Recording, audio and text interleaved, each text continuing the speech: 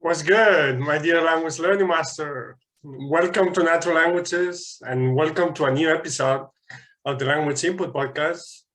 And in today's interview, I have Kelly on. She's from Australia, but she's going to tell us about her experience teaching Japanese and Spanish there in Adelaide. And yeah, she's also going to tell us about her early days as a student herself when she was really passionate about languages, so she would just memorize and anything she could get her hands on. But at the same time, how that didn't help her actually learn those languages that she was interested in, all right? And of course, much more. So yeah, just join us for today's interview and yeah, let's get started. Let's go.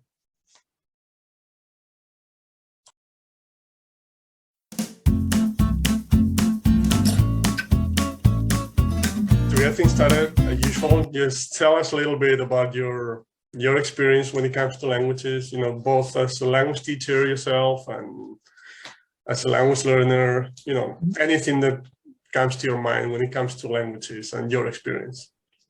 Okay. I think all of my life I've wanted to learn a language of some kind. Okay. In my childhood, I never had any opportunity to learn a language.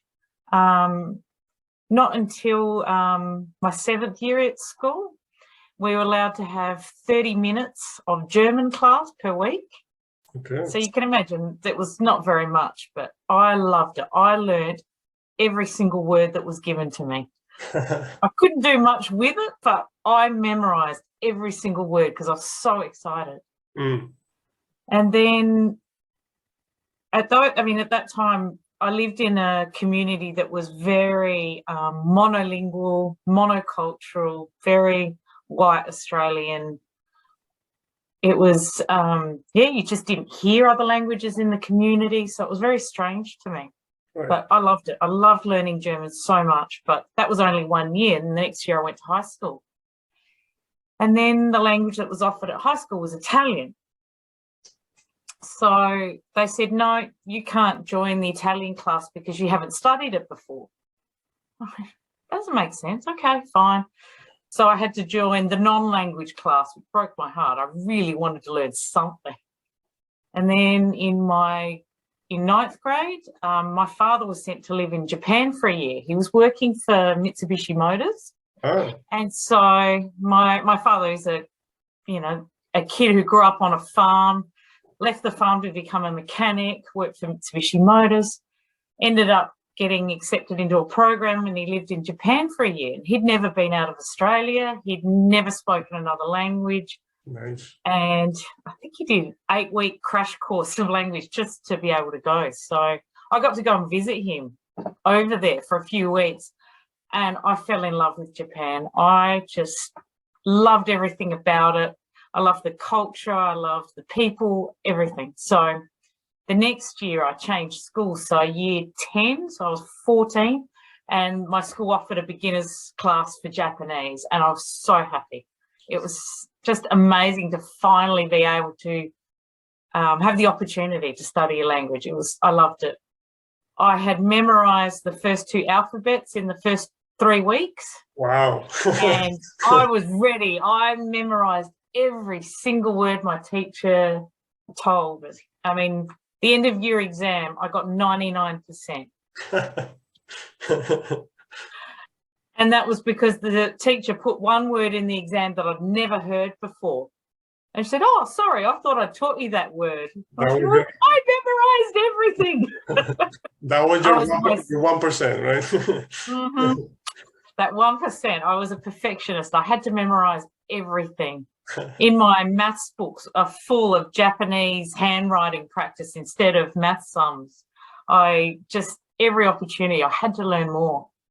And then I did really well in my final year and came out with an A, and I enrolled in nursing studies. So I wanted to be a nurse, but I didn't complete the course. It wasn't a good fit for me. So I transferred and went back to languages. So they said I wasn't experienced enough in Japanese to start second year, so I had to go back and do first year. but I knew it all. So that was the easiest high distinction ever. I was able to just sail through the course. I knew everything in it. And then I decided, oh, what else should I do? So I took on Spanish and French. So I thought, yeah, why not? 3 languages. This is all I want to study is language.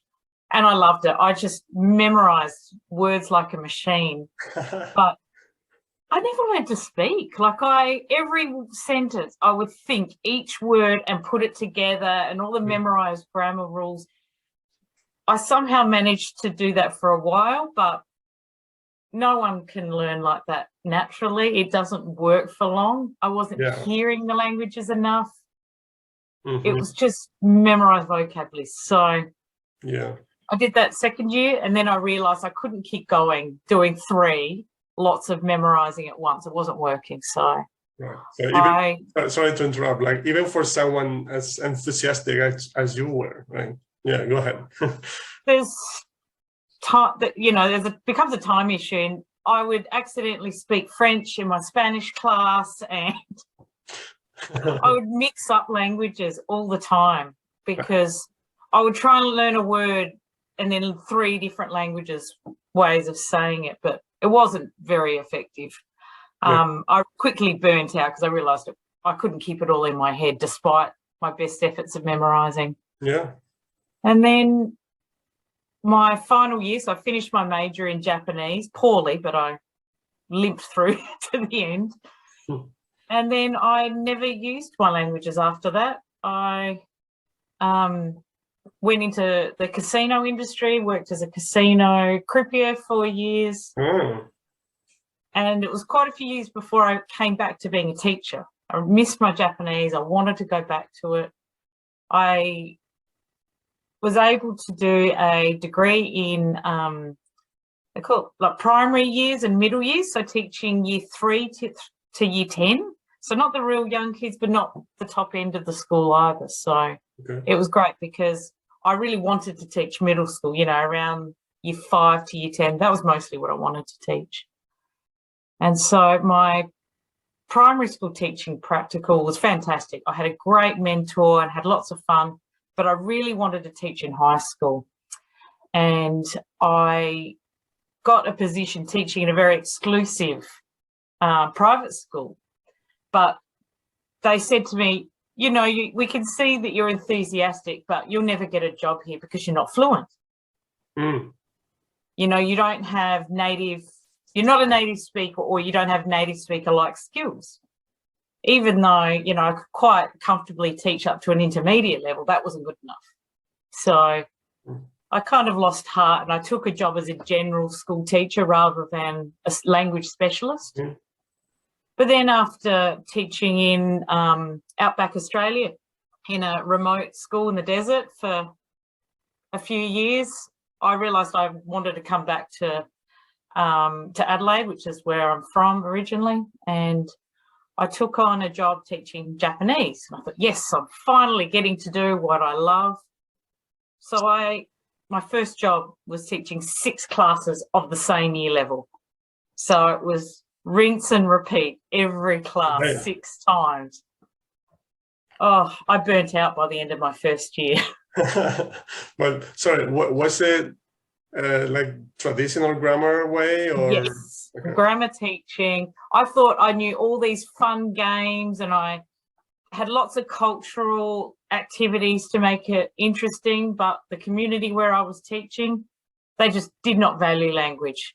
It was okay to fail Japanese because, well, no one cares about it anyway. No one is going to go to Japan. No one's going to speak to a Japanese person. So it doesn't matter if they fail. And that wasn't good enough for me.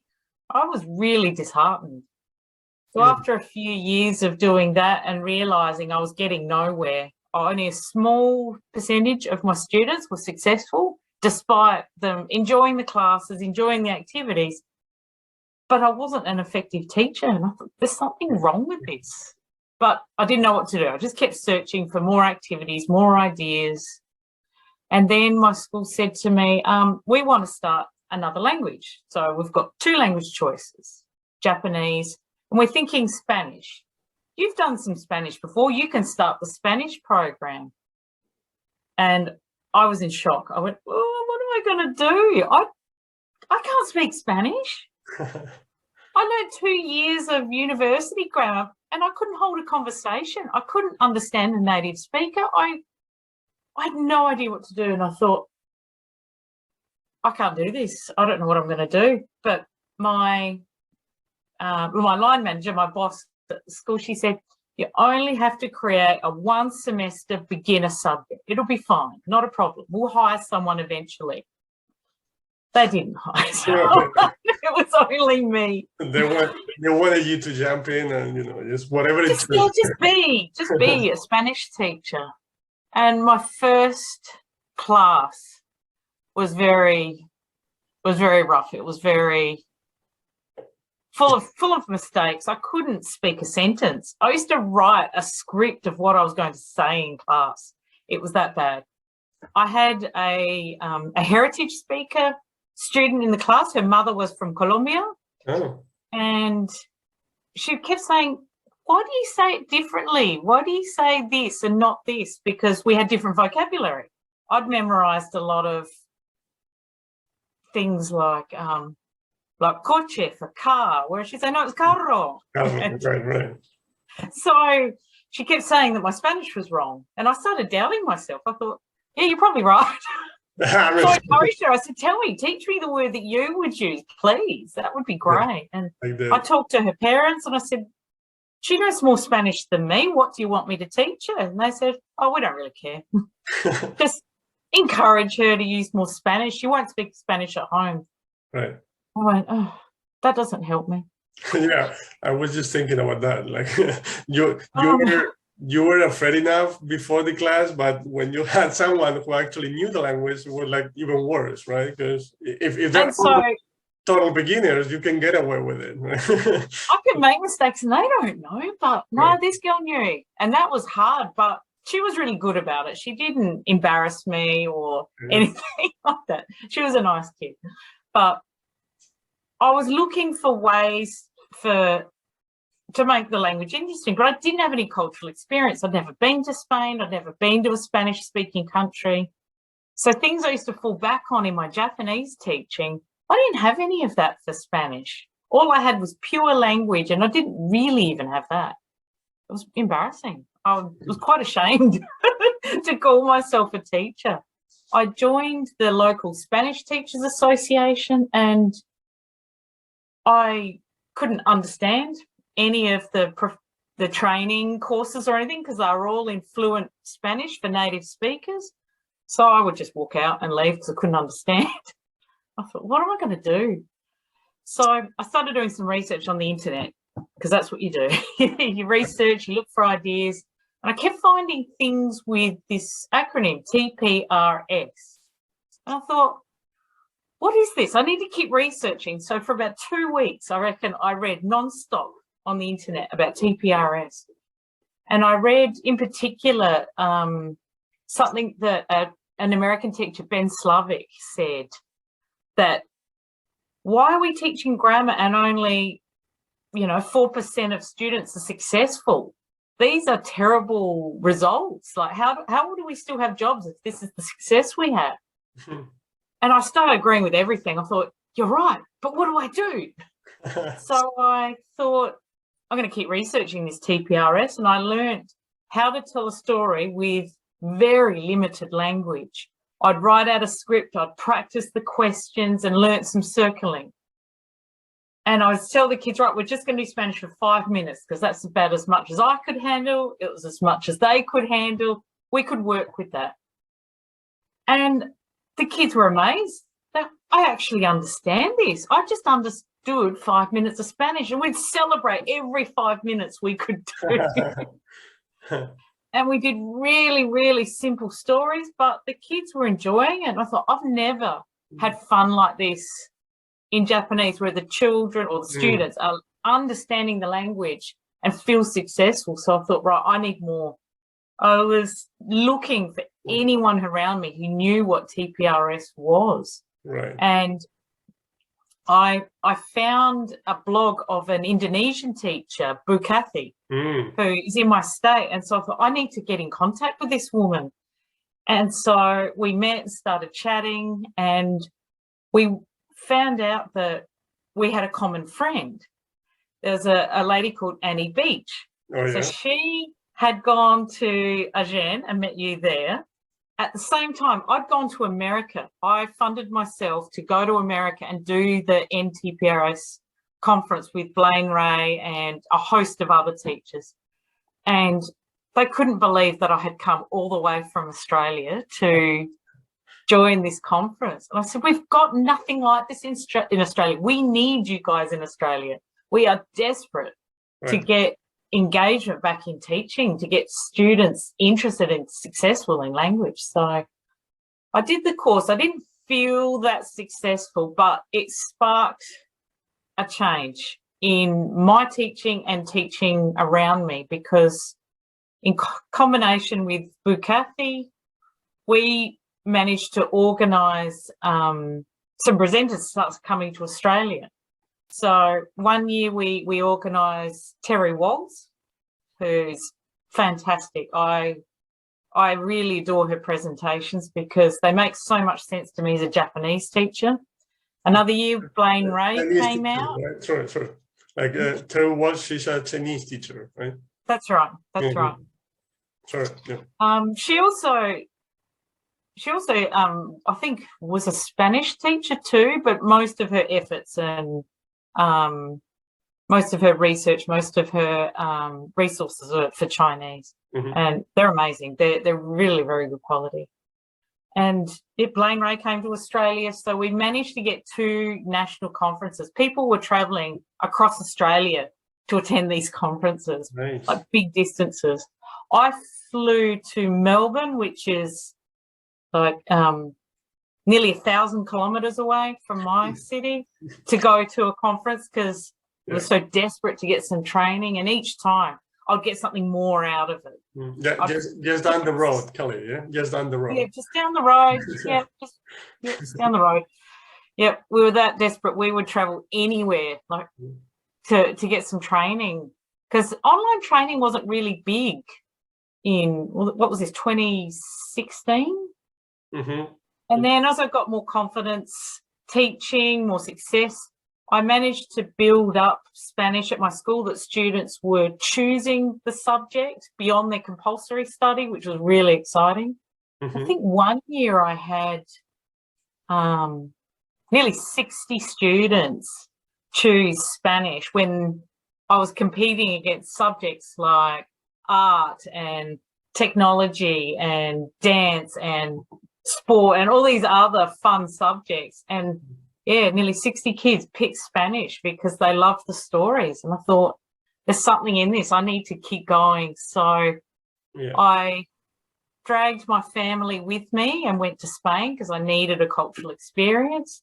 And then I sent them home, and I continued to Agen in France so I could do some more training. And I really enjoyed watching Diane's Chinese workshops there. I was trying to take notes for what I could do in Japanese, but all this Chinese kept sticking in my head without even trying. All of a sudden I had all these Chinese sentences in my head, and I thought, oh wow, I've got more to learn. There's still more to learn. I still have to keep going. So we've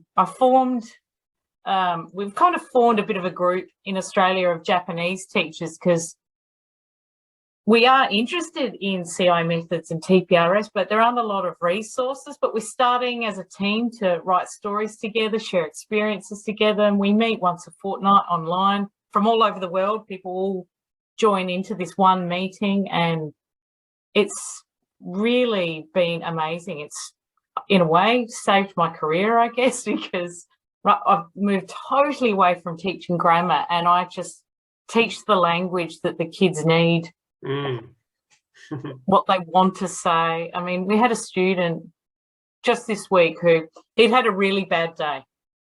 And even though we're only in the 5th week of the school year, we still could talk about all of his problems for the day.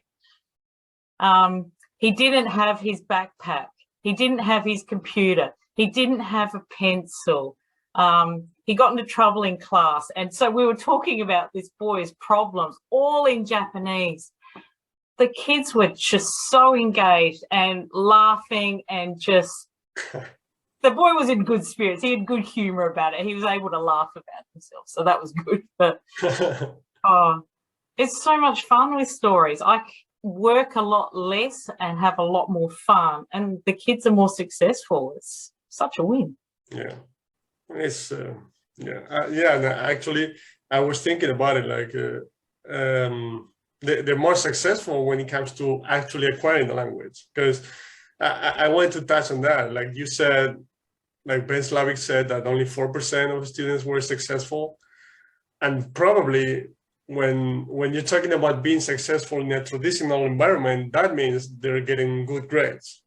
It doesn't mean that they're actually acquiring the language, right? So it's only 4% are successful, and they're not even acquiring the language to be able to communicate, right? So 5 years after they finish school, they've forgotten everything. Yeah. They'd say, oh, I studied Spanish Japanese all through primary school, and I can only remember 3 words. And I think, what a waste of time. I mean, I don't think badly of the teachers, but they've given such limited time in Australian language classes in primary school. Some of them are lucky to get 45 minutes a week.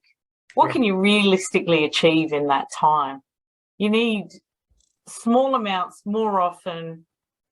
But I found that even with using the storytelling, the progress my kids can make is amazing. They tell me after 3 weeks, actually, we've had 5 weeks of school so far, and my 7th graders, students that have never been successful in language before, are so excited. They say, I've learned more Japanese in 5 weeks than I have in my 6 previous years of primary schooling.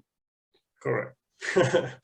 Because I turn what they do into stories, and I talk about them. I make them characters in the stories. I make them the most beautiful, the most handsome, the most intelligent, the most famous students, and they love it. They love the personal element. I talk about what they do or what they like, or I get them to teach me what's cool. That's my favourite activity to do. I get my students to make me like a PowerPoint slide with pictures of what they think is cool and what's not cool. So we have these fantastic discussions on what's cool, what's not cool, and why, and it's all in language. And the students are just desperate to get their turn to talk about what they think is cool and what's not cool, and it's the most fun. you know all about TikTok now, right? Then so some of them like to do something that's so not cool to be funny. So they'll put up something childish or silly to say that they think that that's cool. And all of the class react, and I give them phrases so they can react in Japanese. And they love calling out their Japanese phrase to react to whatever the student is presenting. You know, they might put something something like Peppa Pig up, and all the kids who've grown up with Peppa Pig think, oh, no, not Peppa Pig, that's not cool. But this one student will say, yes, it's cool, and will own it and love the attention. And they all get their moment that they get to be the center of attention. I love it. Yeah, and they're having fun. They're talking about things they're interested in.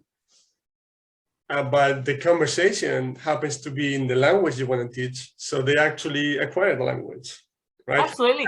Forget. Yeah, sorry. I forget it's in language. Yeah, I'm back to your point about Japanese that you talked about at the beginning, that no one was interested in Japanese and your heart was broken, right?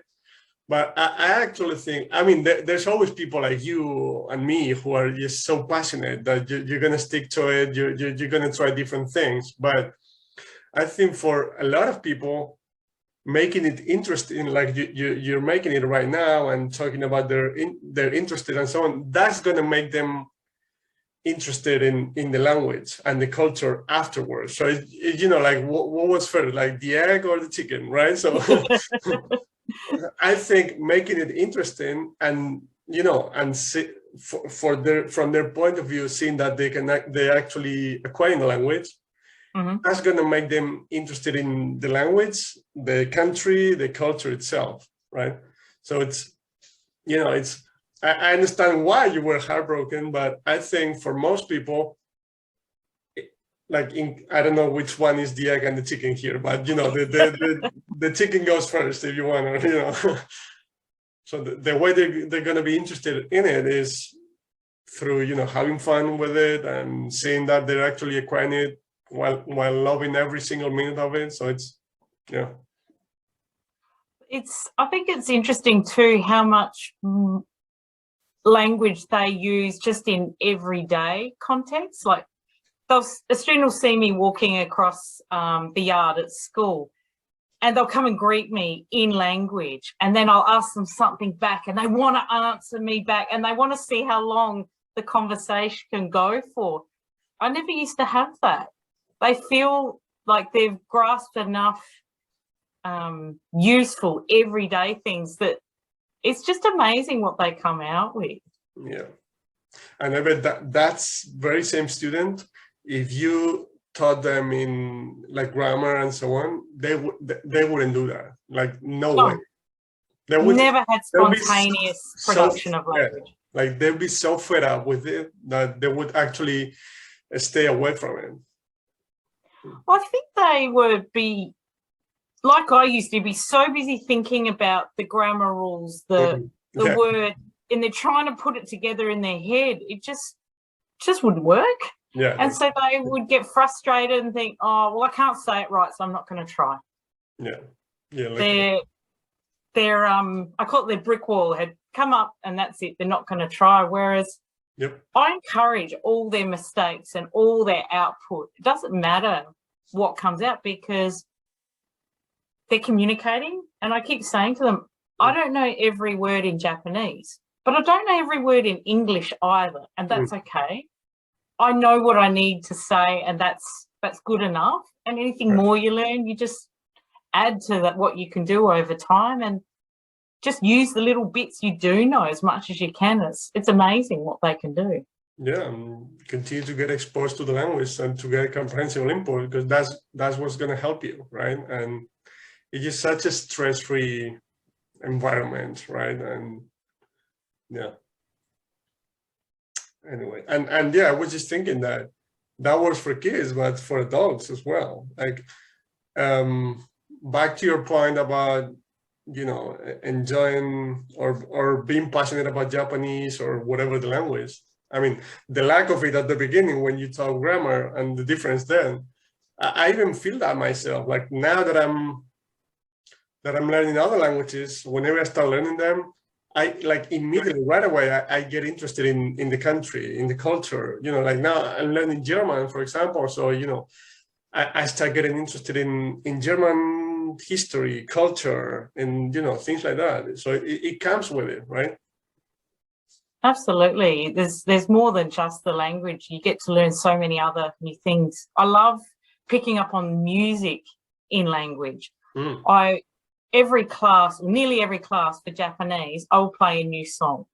And it doesn't necessarily have to be something that the students can understand. It's just playing, J-pop music or whatever is popular at the moment, just to get them interested to go out and search some sort of connection with culture.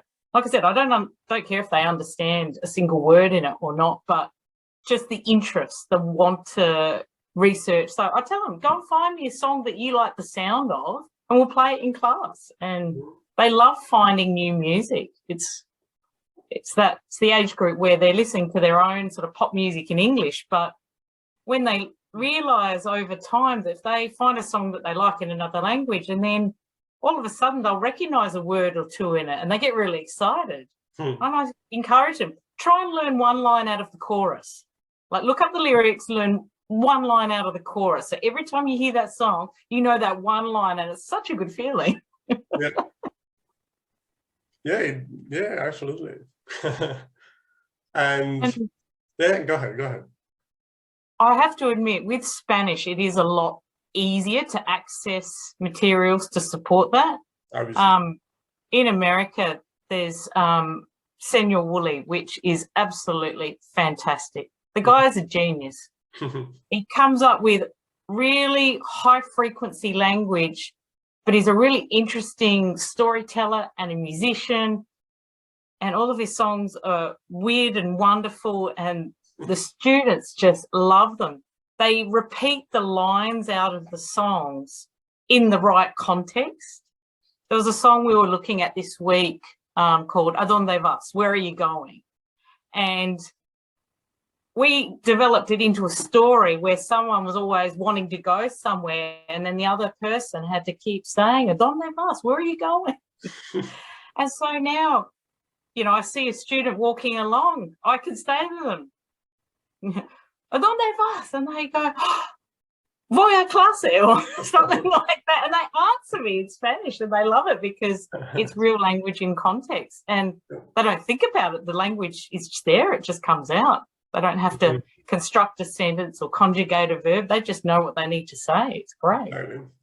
Yeah. Japanese is a little harder to find fun resources like that. But like I said, that's why I find music and culture, and even if YouTube clips are in English that teach them something, that's often enough to spark interest for them to go look up other cultural things to you know, to find more about. The thing with Spanish, it's easier to make it comprehensible as well, right? So, yeah. Yes, the Latin base is definitely an advantage. Yeah. And yeah, I'm curious about Japanese, like, how do you use the alphabet, or how do you go about it? Do you use it at all? Do you write things, or? I use English letters a lot to start with.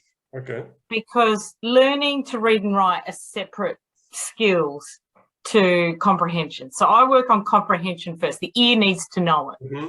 And then over time, there's a really good method that Terry Waltz created called cold character reading, where if a student has had enough oral input, it's amazing how the eye will recognise what it needs to recognise for literacy. Okay. I would never have believed it, but I've had it, I've experienced it as a student with Chinese. My Japanese did not help at all because I needed to know what it sounded like in Chinese to read. I've had it done to me in Hawaiian with a symbol language.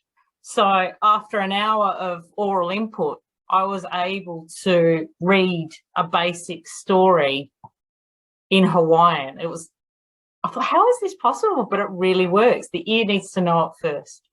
And once the ear knows it. But what alphabet does Hawaiian use? Like, is it for Japanese? No, Hawaiian. Like you said, you were listening to Hawaiian for an hour, and then you were able to read like the story, right? But what's the alphabet in that case? There's a Hawaiian alphabet, it's not English-based letters. Okay.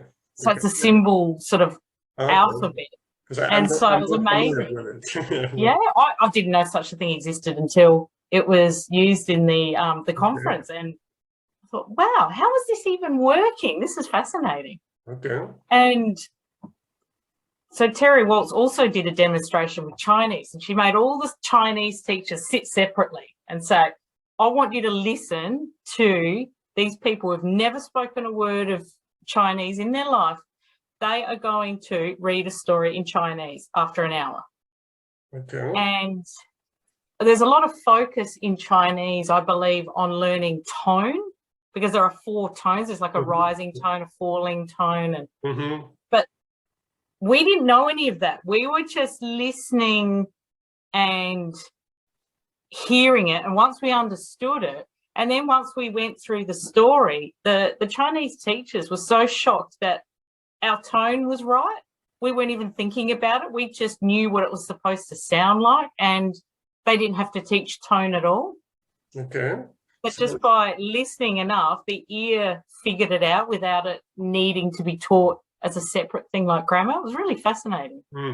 So yeah, I love this one. I'm really curious. So when you say you read the story at the end, was it like the whole class and while the teacher was telling it at the same time, or individually? How was it? Well, we learned, a short story supported with English letters. Okay, so we were given kind of like a visual that we could hang on to with English letters. So, and it was color coded depending on the tone, but I wasn't really paying attention to that because I was listening. And so once I got enough of the input, then we went back and read it in full Chinese script. And even though the symbols didn't mean anything to me, I knew what it was supposed to sound like. So there's no way I could have gone away and written them, but I could look at the sentence and knew what it said. And I knew what it sounded like. So I could read it aloud and understand it. I wouldn't have been able to write it perfectly without support. I mean, yeah, that was 1 hour, 1 hour of input. And that's output. That's different. Yeah. That's different. But I was fascinated that I was able to not only read aloud, like I knew what it sounded like, and I had meaning as well, like I knew what it meant.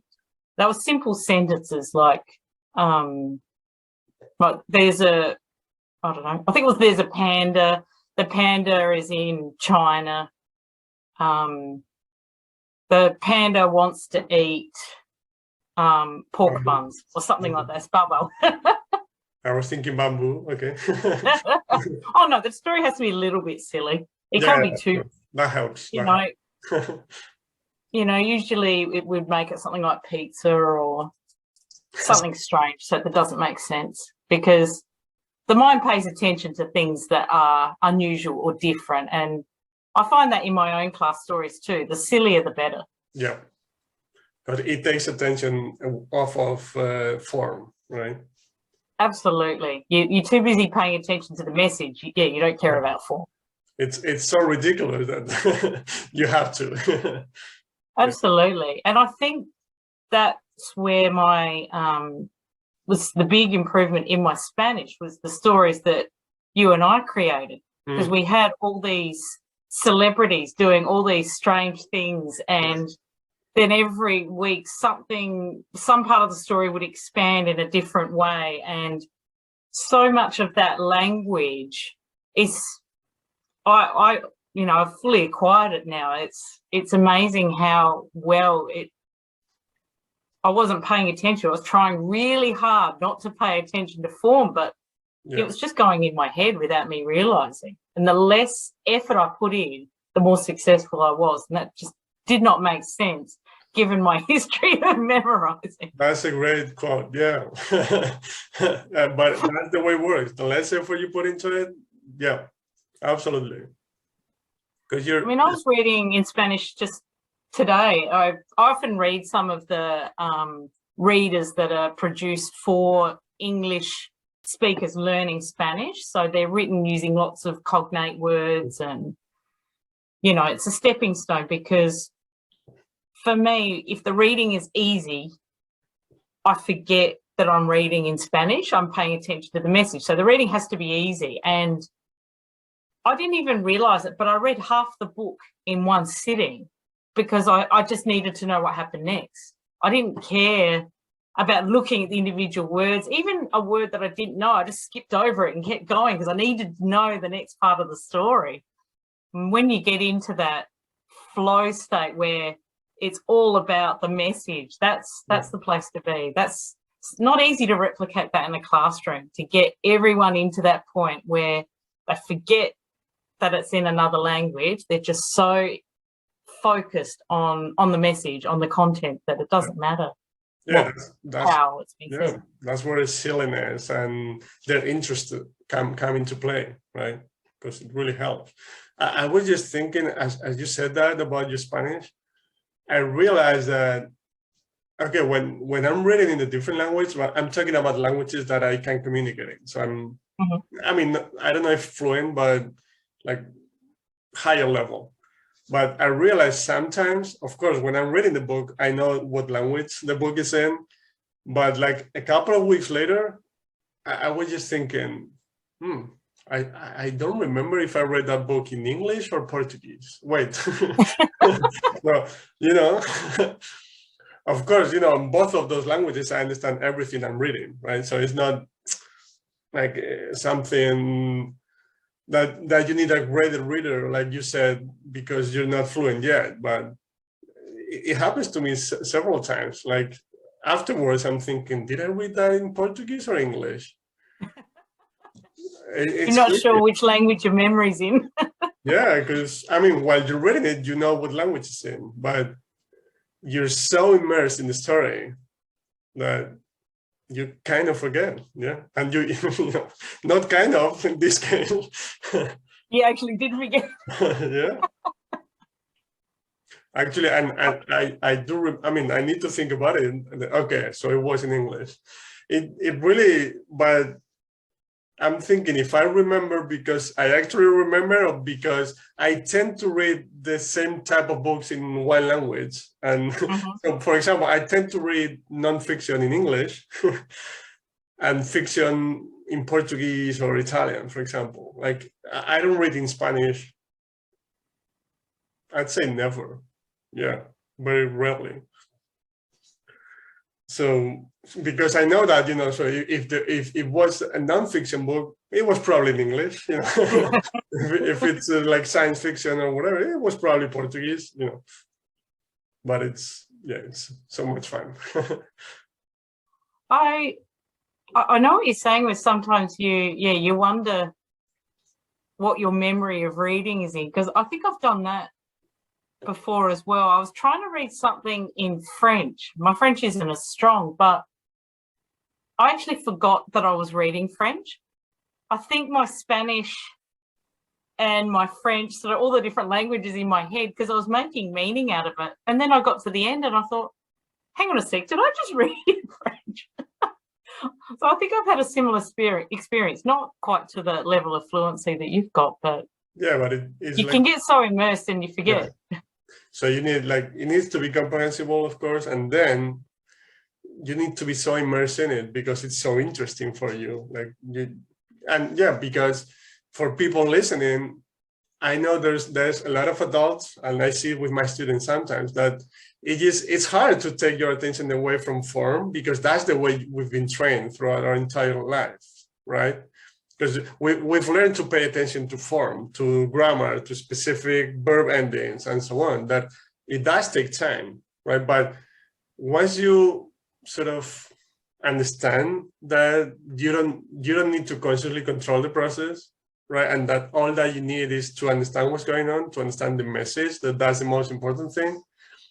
Little by little, you start relaxing more and more. Because I remember that at the beginning, I used to pay way more attention to form or to specific words. And right now, when I'm reading a book,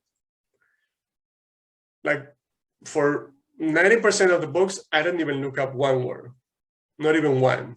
And sometimes if there's one word that I don't know and that I feel like it's really, really important to understanding what's going on, then I'll look it up. But that's like one word every 2 books on average. And it's obviously not a frequent enough word really for you to encounter naturally anyway. So yeah, you look up that one word and that's okay. But most of the time, like you said, you skip over it because you've made enough meaning around it. Yeah, it makes no difference. You do it in your native language too. I do it in English. I come across a word I don't know, skip over it, and I only look it up if I have to. Yeah, absolutely. Just sometimes that specific word is essential to understanding what's going on. So in that specific case, I will. I mean, I would look it up, but only then. And I mean, it's just the whole experience, whether you're reading a book or watching a series or listening to a podcast, is so much. It's so much more relaxing and, you know, like stress-free, because you're actually enjoying it, as opposed to, you know, just being tense all the time because you're missing one word. What did he say then? You know, what was that word? What was that verb ending? I mean, if I did that in Polish, I would be crazy.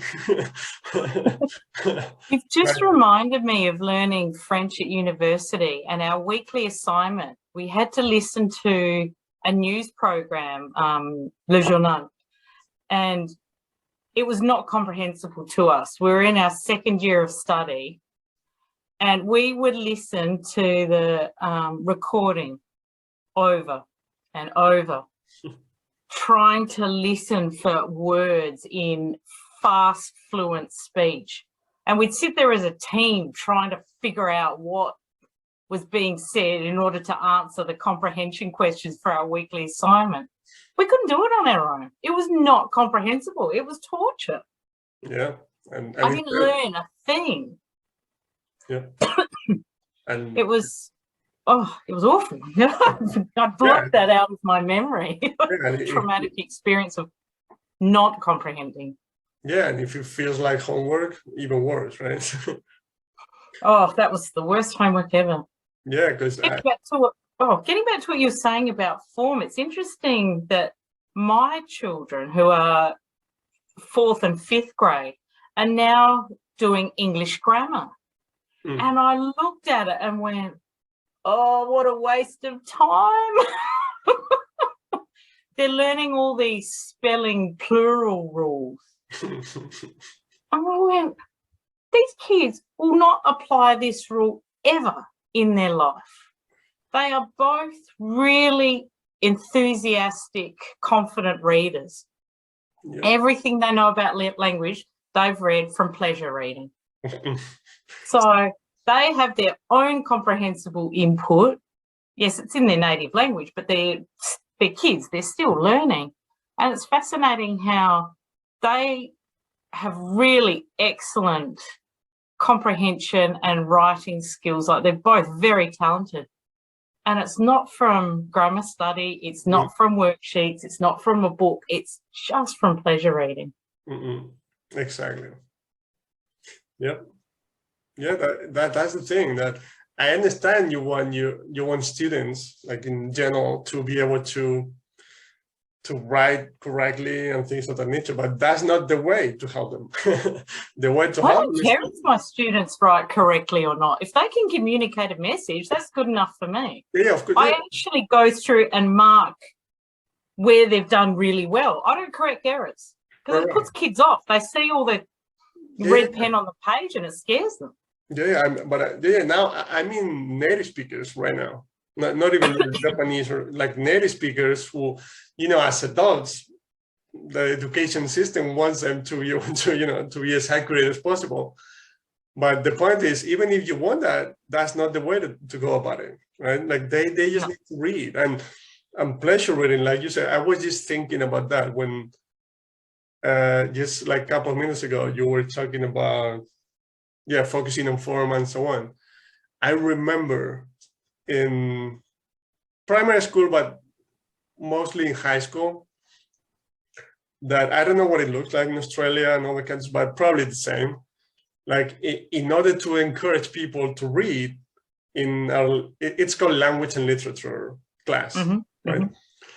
So they tell you, they tell you what books to read, first of all. Yeah. One by, not semester, but 3 for a year.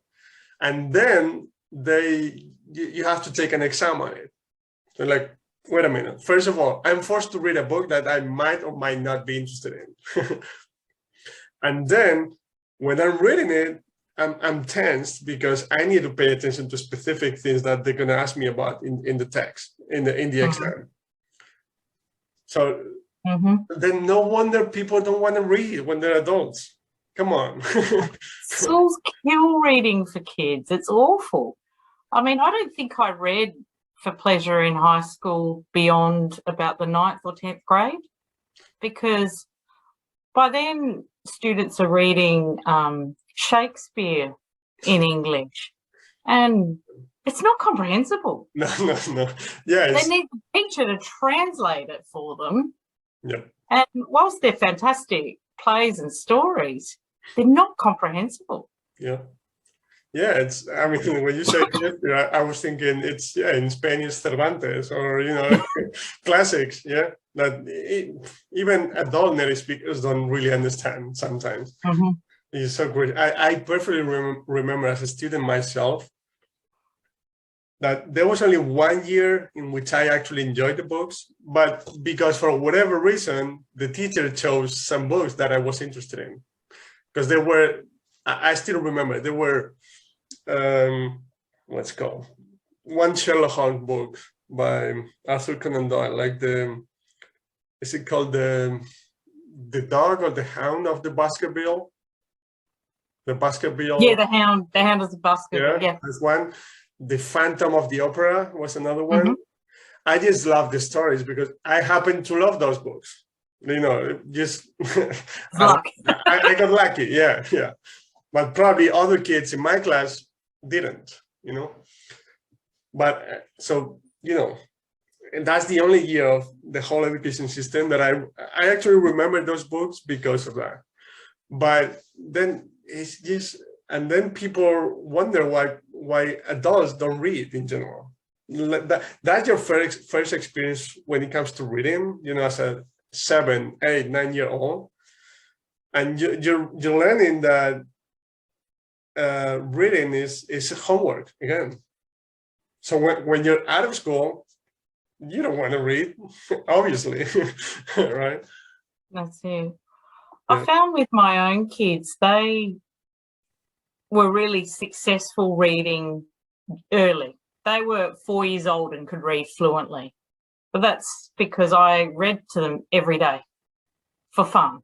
So we'd pick a book, we'd read together, even sometimes more than once a day, bedtime, sometimes during the day, and we would just read for fun. They would see me read, they would read. And I think that love of books early has been really successful for them. I've always let them choose whatever they want to read. Exactly. They, some of the books they read are, toilet humor and all gross things, but who cares? They're reading, they're enjoying it, and they're successful.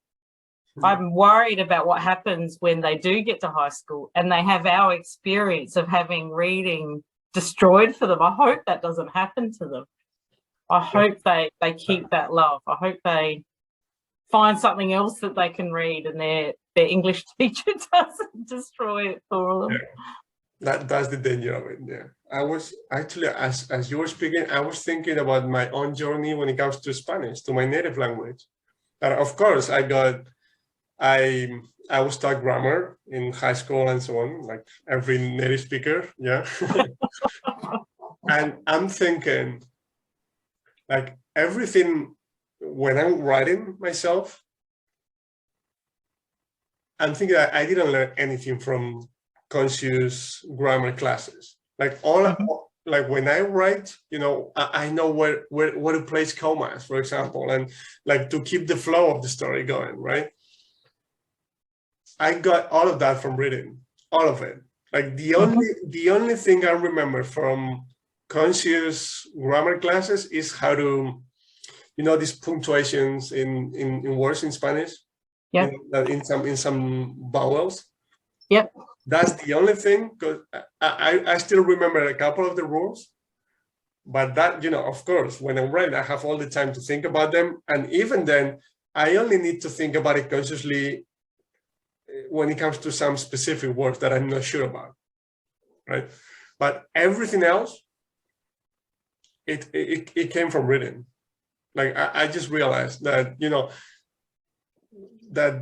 when to place commas or when to separate, just to keep the flow of the story in a native, correct way, right?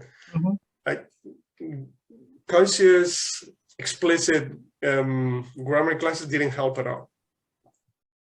I just realized. I know. I think about that some people kind of enjoy that grammar aspect.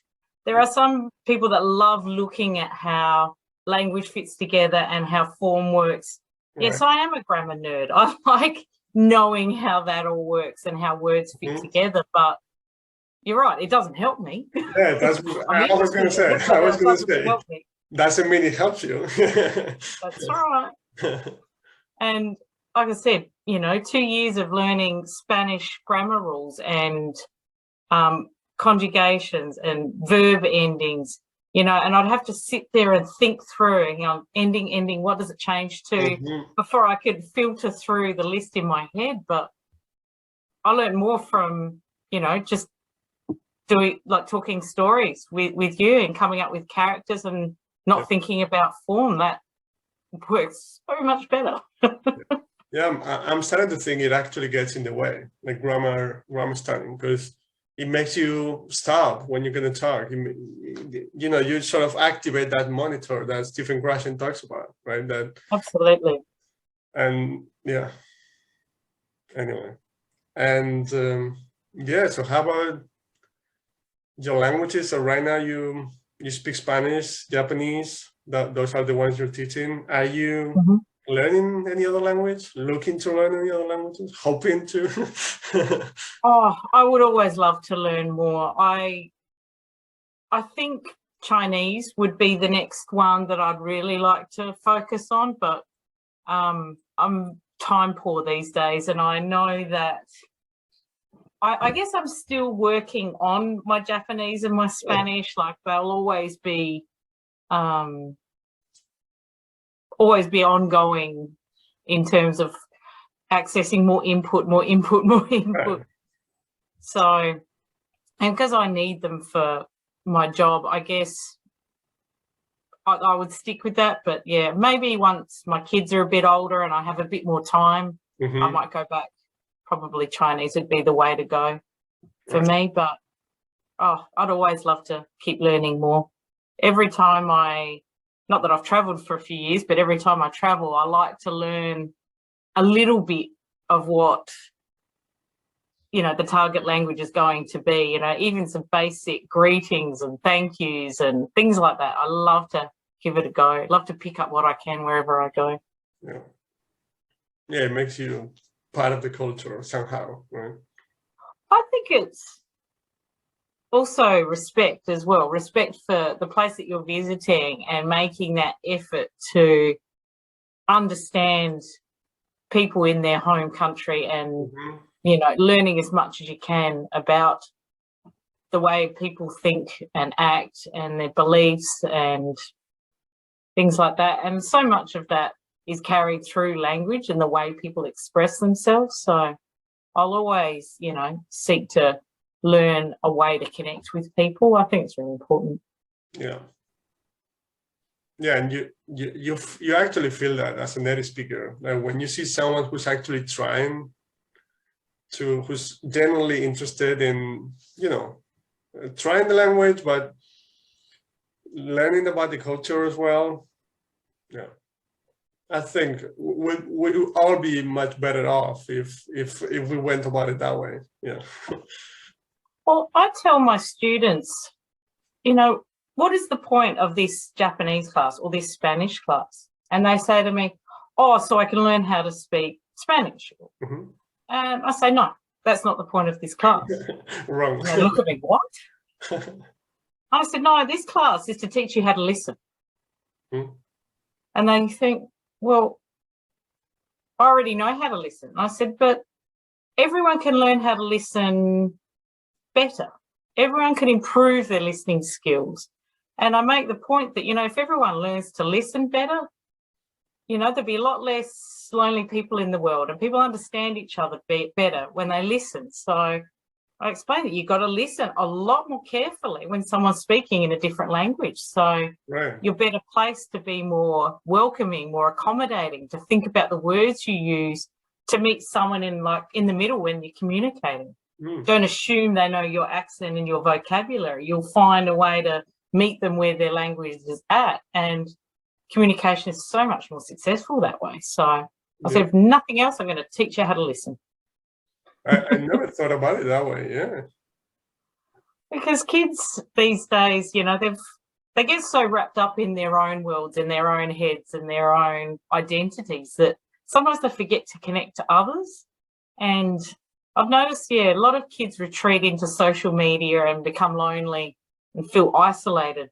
They're more connected, but less human in their connections. So I try to make the point about really listening to someone, and why not have a bit of fun and do it in Spanish or Japanese.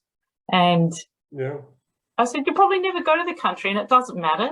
You don't know what your future will hold.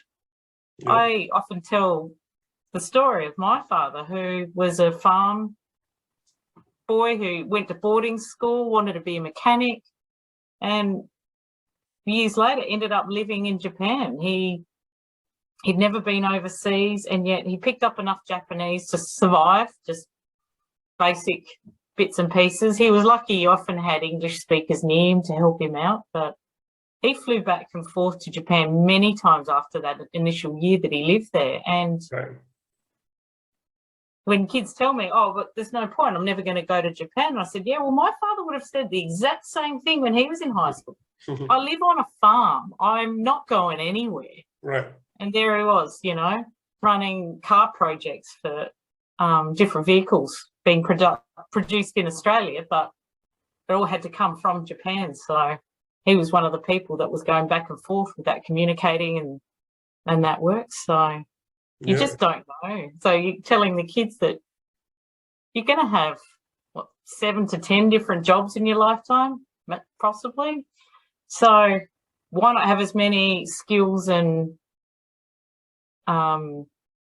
knowledge as possible, you know? Why sell yourself short? I think a lot of kids get defensive when it comes to second language if they haven't been successful. It's an easy one to make an excuse for, to be bad at. Oh, I never understood Japanese. It's not useful to me. It doesn't matter if I don't learn it. But no, I don't accept it anymore.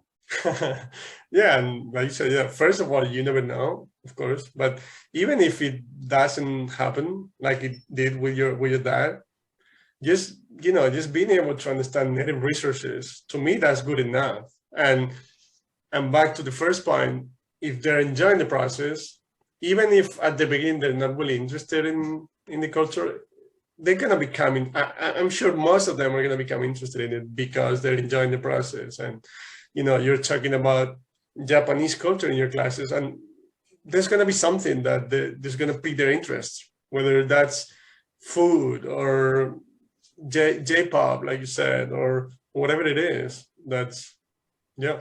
There's always something that hooks them in. There's always something that they'll find that they've not considered before, or something new that makes them wonder. And yeah, I don't know, they're into technology or devices. So in Japan, they just invented a crazy thing, so they're gonna be interested in that, just making it up, right?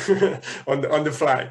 But there's always gonna be something, or even if you don't move, like you don't ever leave Australia, there might be someone coming from Japan to live in your town, and you become friends with that person. It just, But like I said, just being able to watch native content, it makes me feel part of the culture myself. Because it's been wonderful having things like Netflix that you can watch in other languages. It's so much easier to access content nowadays. I mean, I encourage my students, put it in the original language. If you really want the subtitles to help you out, that's fine, but get an ear for it. Even if you only understand 1 word in 10, it'll improve over time. Yeah, it's better than nothing. Yeah. Yeah. That's what I call homework for language classes. I don't make them go away and do work. I say, find a connection, like make some sort of contact with the language in a way that's interesting to you, whether they're researching something about culture or listening to a song, or, putting their favorite show into the language they're trying to listen to. Yeah. They already know what it's going to happen in their favorite show, so why not try listening to it in Japanese? Yeah. And see how it goes. It's just contact. It's just any kind of effort outside of the classroom that's enjoyable to them. That's my definition of homework. Yeah. Yeah, and the good thing is kids, for the most part, they're not as stressed as we adults are when it comes to wanting to understand everything, right? They're not such conscious. They don't want to consciously control the process as much as we do. So they're okay. They're okay with not understanding. Right? They haven't been programmed yet. Yeah, sometimes depending on the kid, of course, but some will quite happily watch Japanese anime in the original language. They love it. They think it's more authentic, and they're reading the subtitles as they go, and that's fine. But they'll pick up phrases, and they come to me in class and said, "Oh, I learned this phrase in a show I was watching." It's great. I love it. Right. All right. So I got one last question. Mm-hmm. Like, what would be your message to someone who's, a kid, adult, who's been trying to learn a language but hasn't been able to do so because of the traditional grammar approach, probably? Well, what would be your message, or what? Trying too hard. Yeah. I guess it depends what their goals are. I think it's important to know what you want to achieve. Okay. I mean, I get students that tell me they want to be fluent. I'm like, what does fluent mean? And they think about it. They think that, you have to know every word to be fluent. I'm like, well, if that's the definition, then I'm not fluent in English because I don't know every word. Right. So I get them to think about what is the goal that you want to achieve. Do you want to just communicate with a specific person or audience, or there's something you want to be able to access, or you just want to be able to communicate while on holiday? I think they need to understand what the goal is and then access input that suits that goal. So I know you were talking to me about watching travel documentaries, for instance. So if that's what's interesting, then go and watch travel documentaries. I love watching, I have to admit, I like the travel documentaries too, but there are times where I'll just watch something completely fictional and it doesn't matter. I just, will watch it for the fun of it because it's interesting. So seeking out that comprehensible input that's compelling, that's the way to do it. Even better if you can find a native speaker or a tutor who can talk to you in a comprehensible way. That's how it worked for me learning Spanish. So starting off with someone who knows how to, I love the storytelling process. I think it's the oldest form of education in the world, is the passing down of stories through generations of cultures. So people have always learned that way. Why knock it when it's worked for so many thousands of years? That's how we communicate on a daily basis. We tell stories. So find good input and find a good storyteller. That's good. Because that's always gonna speed up the process, because input is actually directed at you personally, right? That's it. So when it's tailored, the process is faster. Yes. According to your needs, to how much you can understand, right? Yeah. I was just thinking about it when you talked about your goals. Like for me, my ultimate goal is to be able to communicate in the language naturally with people, right? But I was just thinking that even if I just get to the point in which I can understand native resources, that might be good enough, because it opens up a world of opportunities when it comes to getting to understand the other culture better, the way they think, the way they communicate. So that'd be good enough. I want to get to that point in which I can actually communicate in the language naturally. But that's a good point. Just being able to express your ideas, communicating what you want to say without the hesitation, the constant thinking of what you're trying to say. I think once you can get past that hesitation, I think that's fluency.